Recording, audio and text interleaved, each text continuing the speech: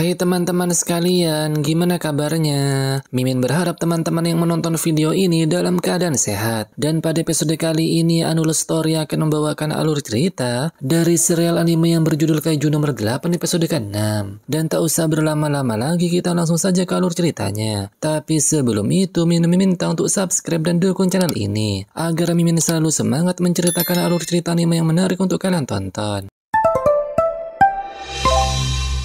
Setelah itu, nampak si Romina berada di ruang komando untuk menyusun rencana pembasmian Kaiju. Konomi pun melaporkan jika peringatan evakuasi telah dikeluarkan pada pukul 2.45. Shin kemudian berpindah di kota Sagamihara, tempat di mana Kaiju itu muncul. Setelah memberitahukan situasi darurat, nampak pasukan bela diri mengevakuasi para warga dengan menggunakan kendaraan. Dilaporkan juga jika Kaiju itu terus bergerak di bawah permukaan dan diperkirakan ia sudah memasuki tahap proliferasi sebelum akhirnya muncul di permukaan. Dan seiring dengan munculnya Honjo, nampak banyak Yojo juga ikut bermunculan. Meski lumayan banyak, beruntung mereka tak jauh dari kawasan netralisasi. Setelah menentukan penyerangan di kawasan Bravo, nampak Mina berencana akan menangani Honjo seorang diri. Dia juga akan menempatkan para penembak jitu di kawasan Eko. Dan dari sana mereka bisa menembak musuh di sepanjang jalur itu. Sebelum berangkat, Mina memberitahukan jika operasi ini bernama Operasi Netralisasi Sagamihara. Setelah itu, nampak pasukan pertahanan berangkat untuk melaksanakan tugasnya. Karena ini misi pertamanya, jelas saja Reno nampak gugup. Sedangkan Kikoru masih tak percaya jika Kafka ialah Kaiju nomor 8. Ia pun berharap agar sang MC tak membuatnya kecewa. Namun sesaat kemudian,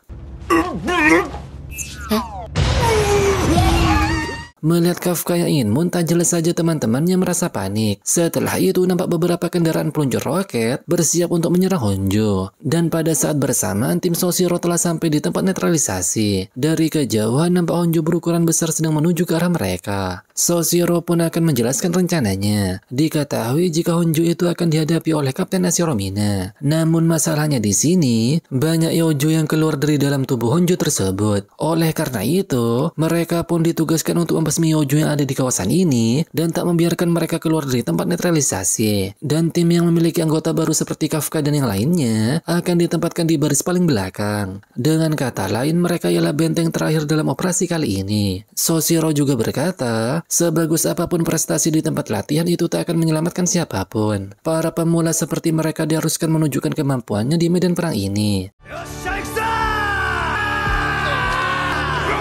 Setelah evakuasi warga sudah selesai dilakukan, nampak Konomi memberitahukan jika Kapten Nasi Romina akan siap di tempat dalam 8 menit. Mendengar Reno berkata jika waktunya sudah tiba, Kafka pun memberitahukan jika dirinya harus menunjukkan yang terbaik pada kesempatan kali ini. Karena jika tidak, maka sang MC akan dipecat setelah 3 bulan berlalu. Meski tak ada kesempatan lagi, dan tekanan seperti rasa cemas dan gugup datang terus-menerus, namun entah mengapa Kafka sangat bersemangat. Mendengar hal itu, Reno pun paham jika pekerjaan ini telah lama Kafka idamkan. Dan tak lama kemudian, terdengar Konomi memberitahukan jika para Yojo telah menyerang kawasan mereka. Mendengar hal itu, Kikoru dan yang lainnya pun mulai bergerak untuk membasmi para Yojo tersebut. Dengan penuh semangat, Kafka berkata jika ia pasti akan menyelesaikan misi pertamanya. Setelah itu, nampak Kapten Nasi Romina telah sampai di lokasi untuk menembak. Konomi pun langsung meminta pasukan pertahanan untuk menembak dan memancing Honjo ke kawasan Bravo. Mendengar perintah itu, komando pasukan pertahanan anti Kaiju pun mulai menembakkan roketnya. Tak hanya menembak dengan kendaraan peluncur roket, mereka juga menyerang Honjo itu dengan helikopter tempur. Karena pertempuran telah dimulai, Soshiro pun berharap agar Kafka dan yang lainnya bisa membuat para seniornya terkesan. Di lain sisi, nampak Kafka dan petugas yang lain sedang menunggu kedatangan Yojo. Sang MC pun merasa jika ia lebih tenang dibandingkan saat ujian. Dengan pedenya Kafka melangkah ke depan karena ia merasa yakin jika seragam ini bisa membantunya mengalahkan para Yojo. Namun setelah Kafka melepaskan kekuatan tempurnya, hal kocak pun terjadi. Melihat kelakuan Kafka, Kikoru pun dengan wajah emosi berkata, jika orang yang kekuatan tempurnya cuma 1% seharusnya berdiri di bagian belakang. Salah satu senior juga merasa kesal karena ia harus membantu anak baru. Ia juga menganggap jika anak baru seperti mereka hanya akan mengganggunya. Terlebih lagi, pasukan pertahanan masih belum mengetahui letak titik vital musuh. Dan sebelum ada informasi mengenai hal itu, mereka diharapkan bisa berhati-hati. Mendengar hal itu, Kikoru yang merasa diremehkan karena anak baru, langsung menunjukkan aksinya. Hingga membuat para seniornya terkejut. Melihat aksi Kikoru barusan, Kafka langsung memberinya 2 jempol.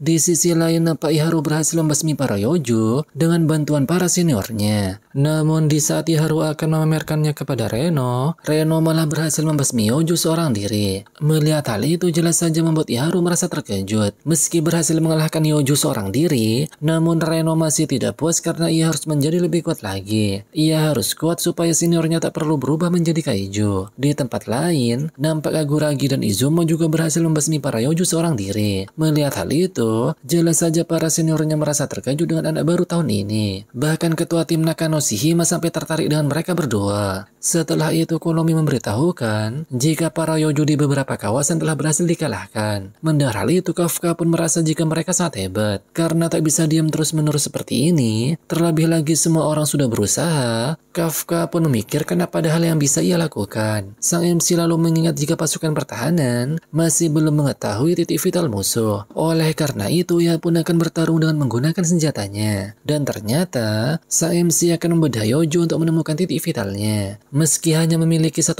pelepasan kekuatan, namun ia bisa membedah Yojo dengan mudah. Setelah beberapa saat nampak Kafka menemukan sesuatu. Sang MC pun langsung melaporkannya kepada Soshiro jika ia berhasil menemukan titik vital para Yojo. Setelah menjelaskannya, Kafka kembali memberitahukan satu hal yang sangat penting. Dan ternyata di tubuh Yojo juga ada organ proliferasi. Dan jika tak cepat menghancurkannya, kemungkinan Yojo baru akan kembali muncul dari mayat Yojo tersebut. Mendengar hal itu, Soshiro pun merasa senang dan kinerja Kafka. Setelah memberitahukan informasi tersebut kepada petugas yang lain, nampak Soshiro berkata jika kerja keras sang MC pada akhirnya membuahkan hasil. Karena ingin terus berkontribusi, Kafka juga akan merusak semua organ proliferasi yang ada pada mayat Yojo. Sang MC akan melakukan semua yang bisa dilakukan sampai dirinya bisa berada di sisi Mina. Bersamaan dengan itu, nampak Honjo telah tiba di titik yang direncanakan. Karena tugas komando pasukan anti Kaiju telah selesai, mereka pun mundur dari sana. Setelah itu, giliran pasukan pertahanan yang akan menghentikan langkah Honjo. Tak jauh dari sana, terlihat sang kapten bersiap menyerang Honjo dengan senjata terkuatnya. Setelah mengingat janjinya dengan Kafka, sang kapten pun langsung mengumpulkan energi di senjatanya. Dan ternyata, kekuatan tempur Kapten Ashiro Mina sampai di angka 96%. Dan sesaat kemudian,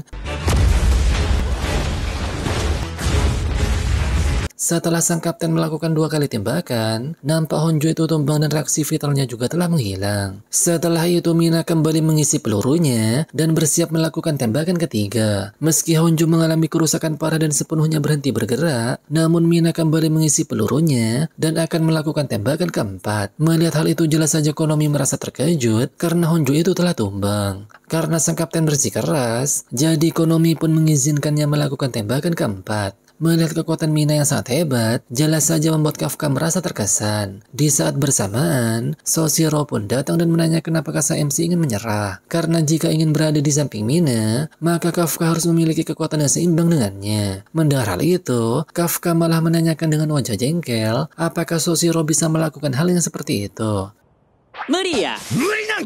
Soshiro lalu menjelaskan jika kekuatannya saat menggunakan senjata penembak jitu sangatlah rendah, dan apabila menghadapi kaiju kelas raksasa, ia bukanlah tandingan Ashiro Mina. Sebaliknya jika dirinya menghadapi kaiju kelas menengah dan kecil, tentu saja ia dengan mudah menghabisinya. Dan di saat Kafka yang panik karena tiba-tiba muncul kaiju di belakang wakil kaptennya, namun hal mengejutkan pun terjadi.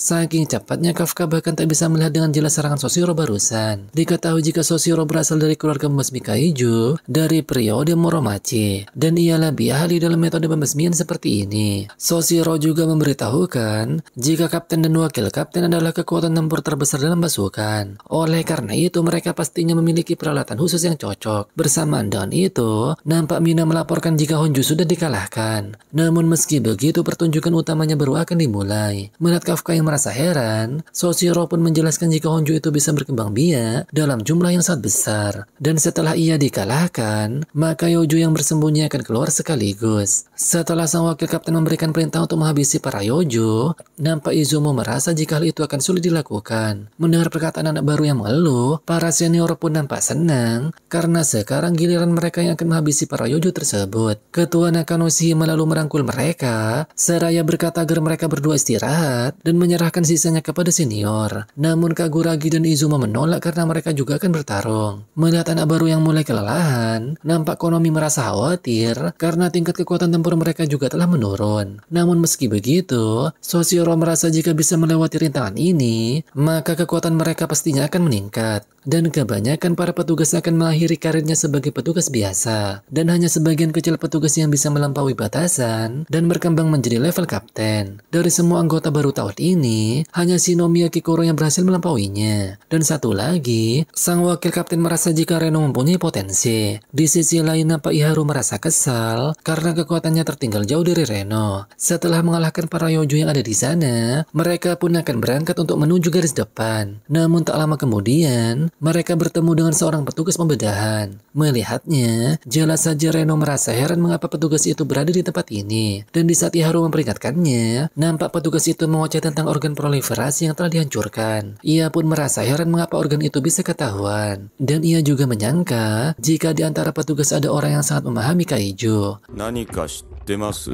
Nah, itu dia alur cerita episode ke-6 dari anime Kaiju nomor 8. Alur story akan menceritakan episode ke-7 minggu depan. Karena anime ini merupakan anime terbaru yang rilis setiap minggu. Dan sampai jumpa di alur cerita selanjutnya. Dan terima kasih sudah menonton. Bye-bye.